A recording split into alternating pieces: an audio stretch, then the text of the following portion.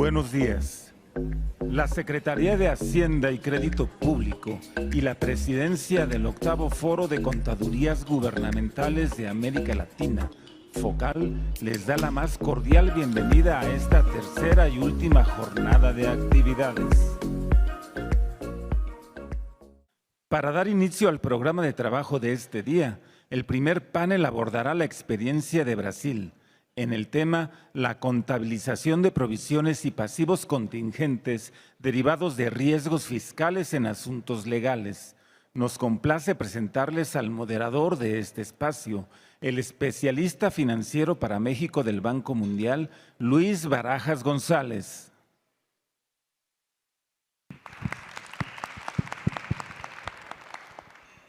Gracias, buenos días a todos. Dando inicio a la primera sesión del último día de trabajo de este octavo foro focal, no sin antes un breve reconocimiento y agradecimiento a México por su labor como presidente durante este periodo y deseando todo el éxito a Perú en el periodo que inicia. Gracias. Tengo el honor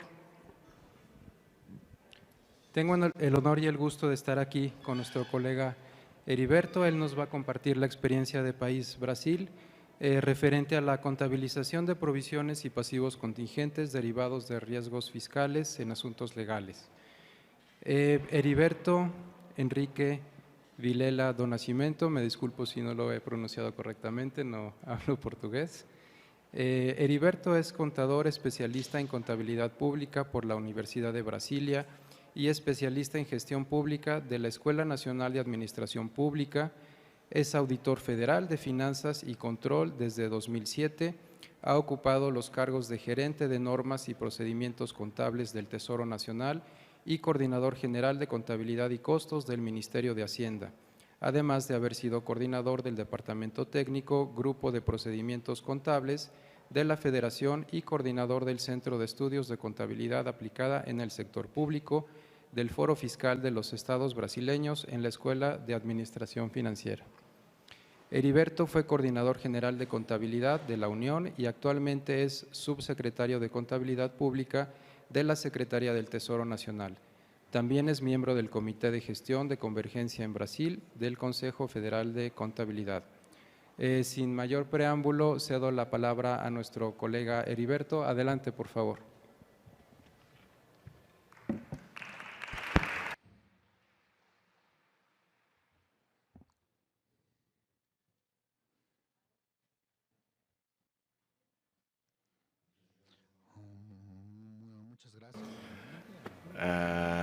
Muchas gracias por la presentación y voy a pedir permisión para falar en portugués. Hay una excelente traducción hecha para el español y para inglés. Bien. El objetivo es presentarles nuestra experiencia con relación a la contabilización de provisiones y pasivos contingentes derivados de riesgos fiscales en asuntos legales.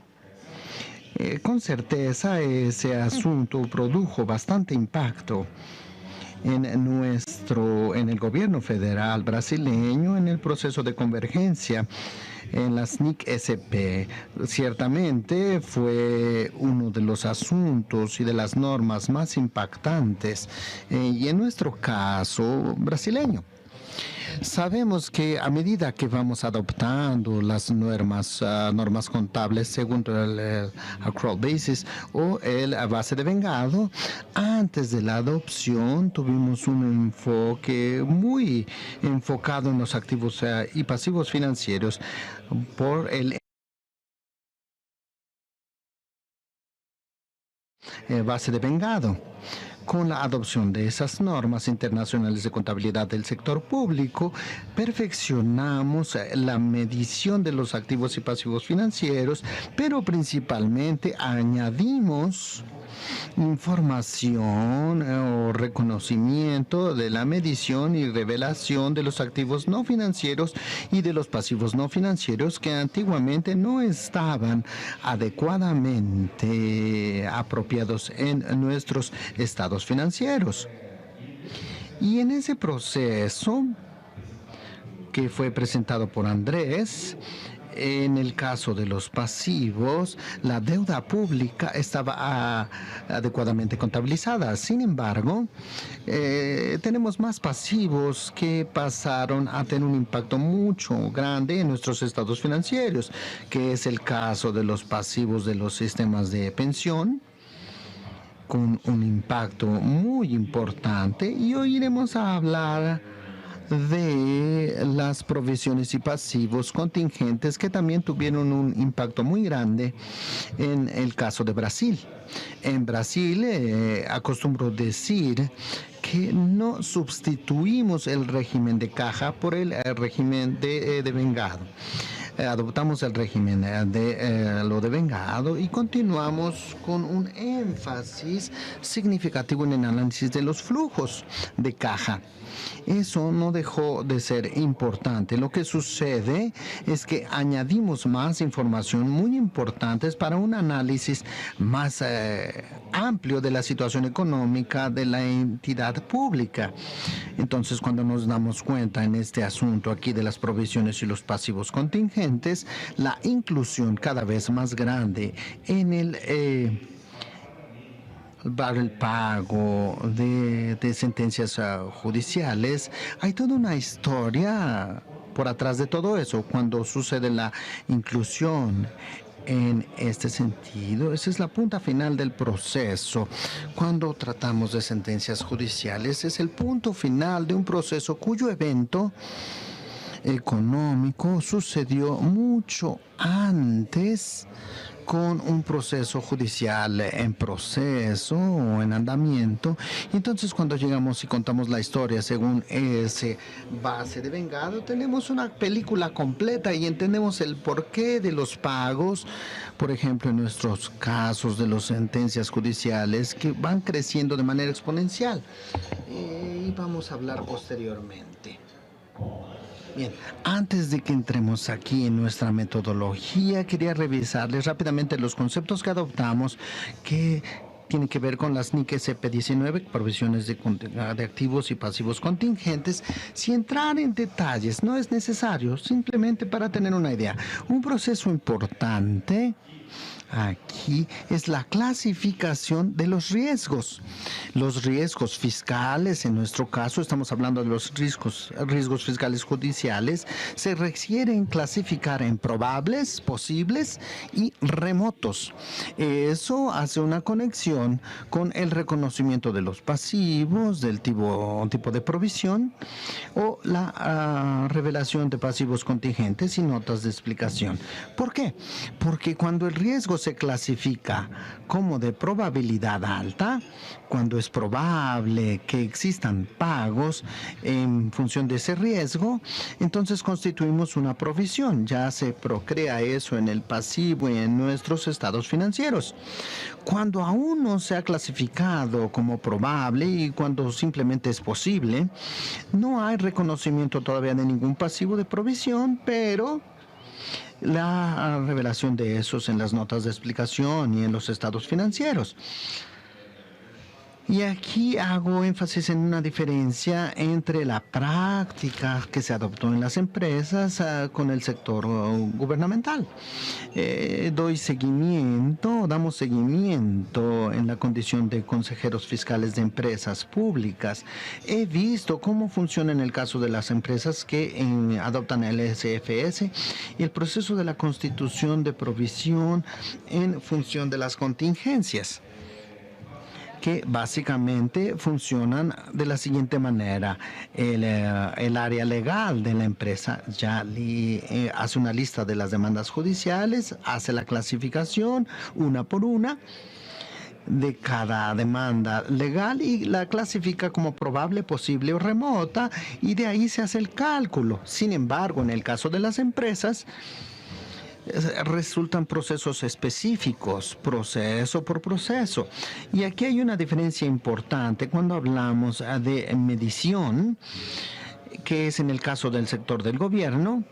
No analizamos proceso por proceso, sino que debemos analizar un conjunto de procesos porque son tesis legales de repercusión general, generalmente, que causan una revisión, por ejemplo, en la base tributaria de un determinado impuesto que requiere, por ejemplo, de una revisión de 5 años hacia atrás y el pago y una restitución a los contribuyentes, a todos los contribuyentes de un determinado impuesto. Entonces, cuando hablamos de un proceso de ese sentido que ha transitado en el juzgado con una repercusión general, estamos hablando de millones de procesos relacionados con una sola tesis. Entonces, esto requiere o solicita una adopción de técnicas estadísticas y econométricas para una medición del impacto probable. Entonces, no resulta un análisis proceso por proceso. Con el sector gubernamental, como es tan grande, resulta ser un análisis del impacto de recursión general o repercusiones generales de tesis legales, y es de ahí donde hay repercusión en todos los procesos que se generan para millones de contribuyentes o causas muy significativas, y eso genera una diferencia importante entre la medición en el sector gubernamental con relación a lo que sucede en las empresas o el sector privado. Bien, ya les dije, bien, en el caso de los riesgos que se deben clasificar como probables, hay una apropiación del Pacífico de tipo provisión con una mención en una nota de explicación en los estados financieros muy detallados con relación a los temas y los impactos. Y en el caso de que aún no se haya clasificado como riesgo probable, siendo aún un riesgo posible o remoto, la revelación o la explicación de esto en las notas explicativas en los estados financieros. Dada la complejidad de ese asunto, como les dije, millones de procesos legales con relación a un único asunto, hay millones de procesos, tuvimos que establecer una metodología para poder informar eso en los estados financieros. ¿Cuál fue nuestra metodología? Primeramente, un filtro de valor. Y, por ejemplo, entonces tenemos centenas de tesis legales contrarias al gobierno federal. El área legal hace una evaluación de todos esos temas que están ocurriendo en el Poder Judicial en contra de la Unión, y se selecciona aquellos asuntos cuyo impacto puede ser superior a $1 billón de reales, 1.000 millones de reales, es decir, 200 millones de dólares o 200 millones de euros. A partir de esos 200 millones de euros o euros, ese proceso entra en el radar de nuestro acompañamiento del riesgo fiscal y el informe en los estados financieros, dado su complejidad. No hay cómo capturar todos los procesos en los cuales el gobierno federal es, digamos, el demandado o el polo pasivo de la causa. Se selecciona a través de ese criterio, a partir de ese valor. Y para la clasificación como riesgo probable, utilizamos la etapa del proceso legal.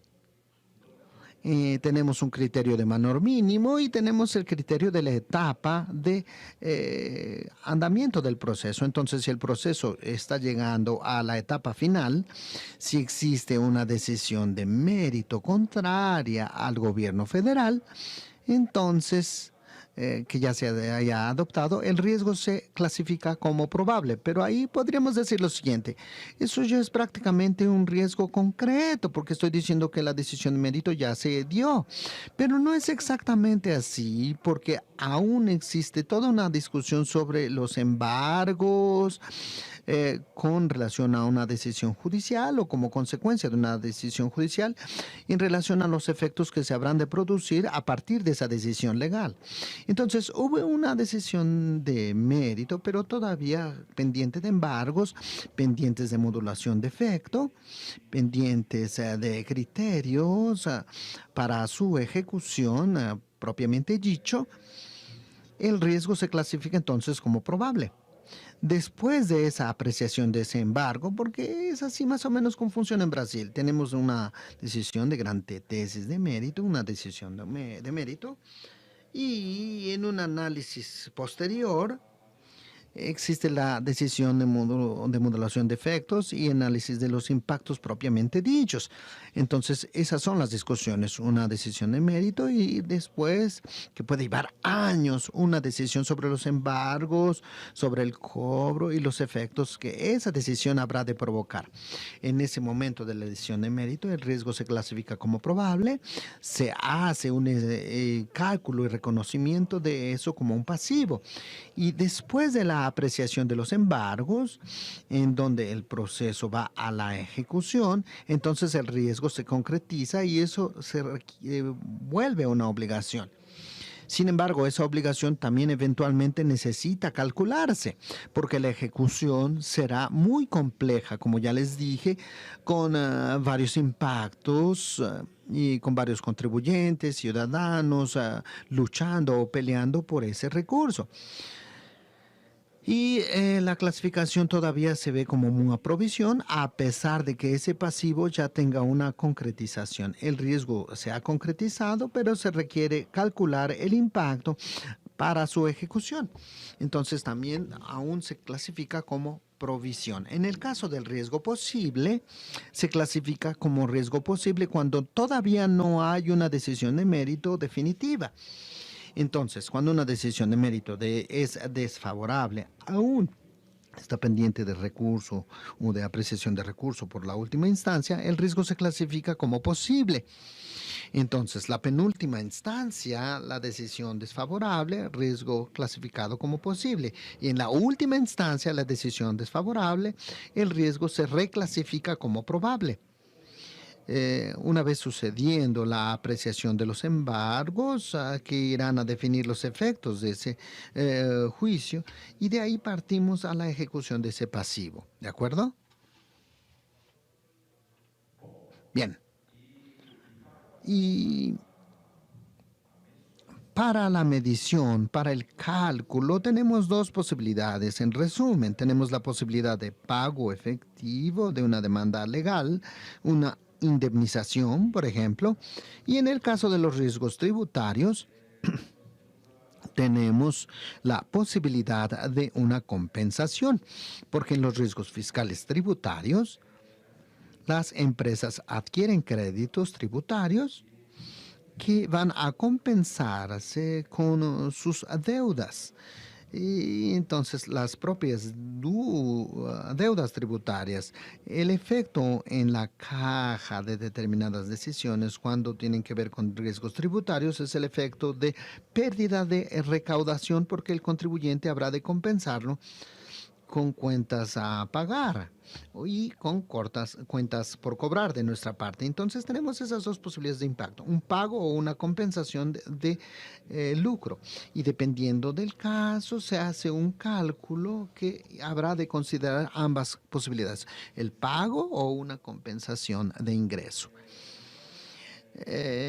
Periódicamente entonces copilamos todas las tesis, el área legal del gobierno hace el levantamiento de todas esas tesis y la compilación de eso y el envío al Tesoro para informes de estados financieros. Y eso sucede 3 veces por año. 3 veces por año la compilación de todas las tesis en contra de la Unión. El mapeo de todo eso que tiene que ver con el número de proceso judicial, la descripción de la demanda, la clasificación que se hace a través del área legal, de la probabilidad de riesgo, de ser probable, posible o remota, el cálculo, muchas veces el jurídico recurre a otros órganos para hacer ese cálculo y en el caso de los riesgos tributarios, la Secretaría de Hacienda es la que hace ese cálculo y las demandas excluidas. Las demandas pueden ser excluidas o por decisión favorable y ahí entonces el proceso sale del radar del monitoreamiento del riesgo o bien por decisión desfavorable. Si fuese así, entonces deberemos verificar ahora la parte de la ejecución, que es esa provisión y que habrá de continuar siendo una provisión si el impacto de la ejecución todavía tendría que calcularse o se volverá una obligación propiamente dicho si ya tuviera un valor adecuado de pago. Hablando un poco entonces de los números, esta tabla nos trae una serie histórica para que se den cuenta cómo nos preocupan tanto estos riesgos fiscales judiciales en Brasil y la importancia de tener transparencia en ese sentido. En esta serie es importante que veamos en esta parte de abajo los riesgos probables que han ido creciendo de manera exponencial, yendo de 80 billones de reales a 81 billones de reales hasta 614 billones de reales en 2021, de 14 para 21. Y eso se da por el desarrollo de la monitoreo de esos riesgos y por la eficiencia misma del Poder Judicial, incluso por el proceso de digitalización del cual hablamos anteriormente. El propio Poder Judicial tuvo eficiencia, esos procesos se juzgan más rápidamente y eso causa un impacto en los pagos, en el flujo de los impactos fiscales. Entonces es importante que digamos que nuestro departamento legal ha ganado más procesos de los que se ha perdido. Debo hacer ese disclaimer. Pero el volumen de los procesos ha aumentado, los litigios han aumentado y eso nos ha traído un impacto tanto en la apropiación de las provisiones y pasivos contingentes como en el pago propiamente dicho de las sentencias judiciales que han transitado en el juzgado, los tribunales. Entonces, partiendo ya y llegando para el final de mi presentación, después de la concretización del riesgo, tenemos los pasivos efectivos y esa barra más oscura, es decir, la más clara, perdón, muestra el crecimiento del pasivo propiamente dicho de sentencias legales y antes clasificado como provisión. Y esa provisión tuvo el riesgo concretizado y el riesgo concretizado se volvió en un pasivo y nos damos cuenta también que además del crecimiento de las provisiones, nos damos cuenta del reflejo del impacto de esto en los pasivos propiamente dicho de sentencias legales y en el pago ya dicho, el efectivo, el pagamento efectivo de esas sentencias legales. El pago efectivo se presenta aquí en esta barra más oscura que va de 32 billones de reales en 2017 hasta 55 billones reales en 2021. Entonces, antes de la adopción del régimen de devengado, base de vengado, se mencionaba la inclusión de y la percepción de que eso estaba creciendo. Con la adopción del régimen, con el régimen base de vengada, que crea una obligación que genera una clasificación de riesgo allí en el comienzo del proceso, en el momento en el cual el proceso va transitando en el Poder Judicial. Entonces es importante tener este paso anterior para el monitoreo de los impactos y su evaluación y tomada de decisiones en relación a ese asunto. Finalmente, tenemos la tabla que nos da el muestro del pago de los judiciales con relación a los gastos no financieros.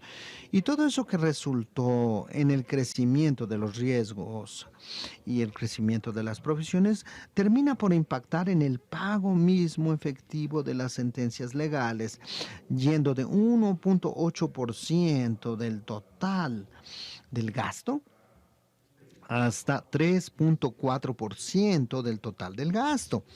Es decir, el doble. Es un gasto de pago de sentencias legales y se dobló en porcentaje en términos de 2014 hasta el 2021, llevando en el caso de Brasil a la creación de una nueva regla. Se necesitó crear un techo de pago a través de los impactos fiscales que eso estaba provocando, pero con una perspectiva no necesariamente de crecimiento de pasivos, sino de adopción de otras estrategias para mitigar el impacto de ese pasivo. Por ejemplo, encuentros de cuentas. Muchas veces o el acreedor tiene al mismo tiempo una deuda. Entonces estamos estimulando la realización de esos encuentros de cuentas para que no crezca ese pasivo. Y el pago de las sentencias legales, para ese pago se creó un techo, porque realmente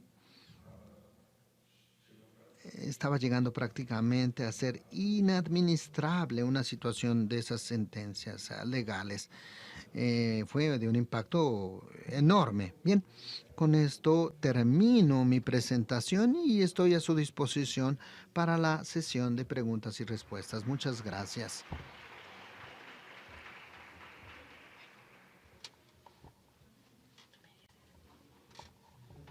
Muy Tenemos algunas preguntas, voy a leerlas ahora inmediatamente. Espero entenderla correctamente la pregunta.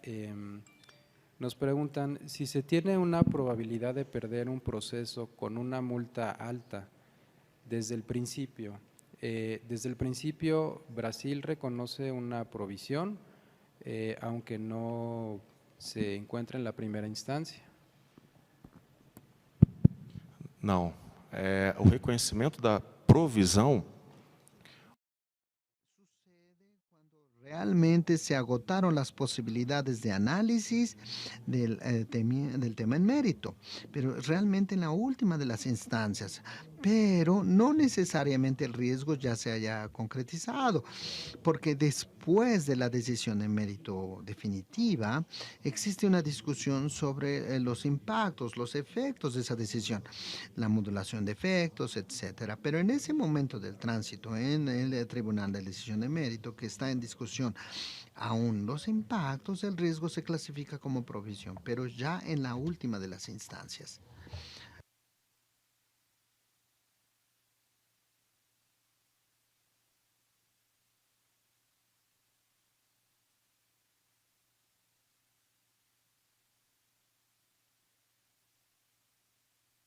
Sí, ciertamente existe una actuación y una representación legal en el proceso, pero para efectos de informe en los estados financieros,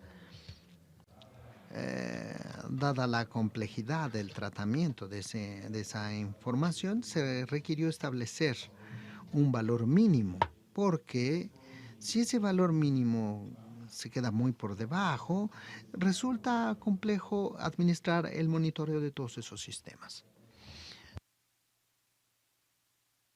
Los riesgos tributarios también llevan un registro de los gastos tributarios.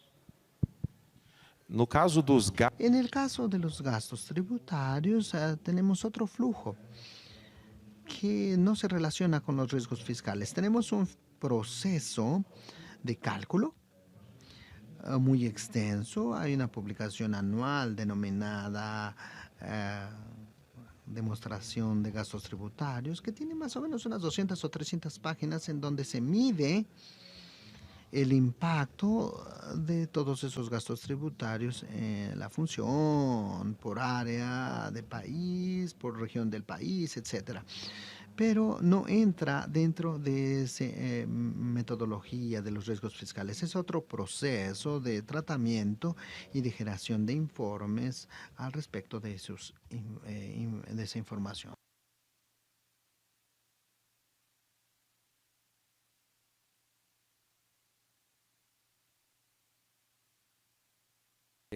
Se originan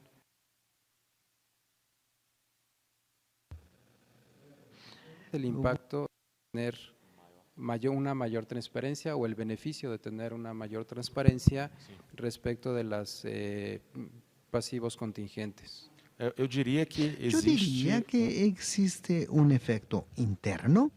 La administración pública tiene un efecto externo muy grande.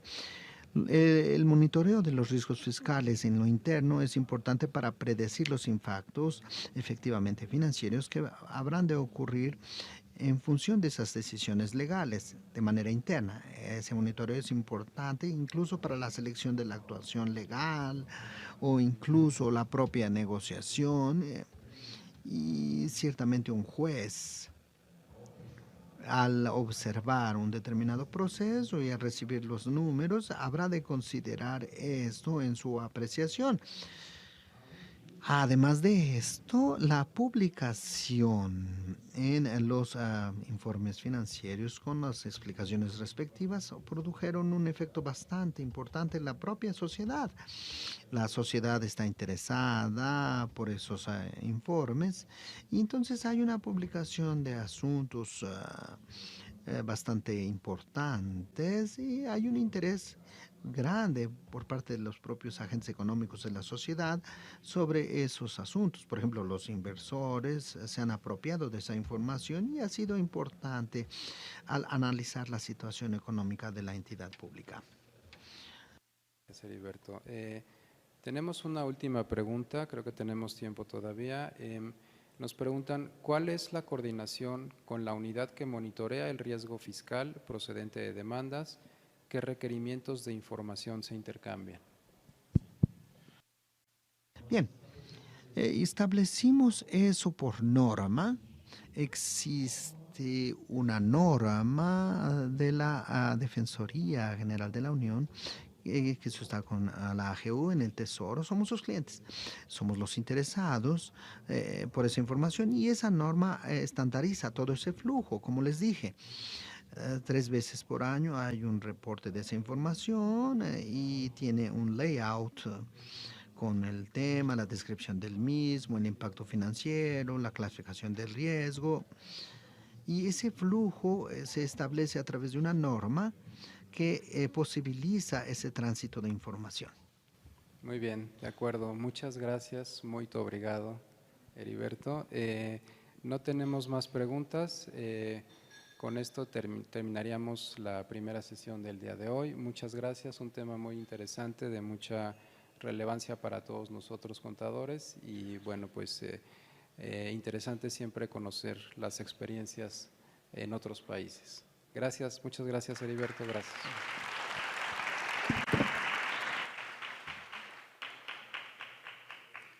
A continuación, el presidente saliente del FOCAL hará entrega de reconocimientos a los panelistas por su destacada participación en este 8º foro.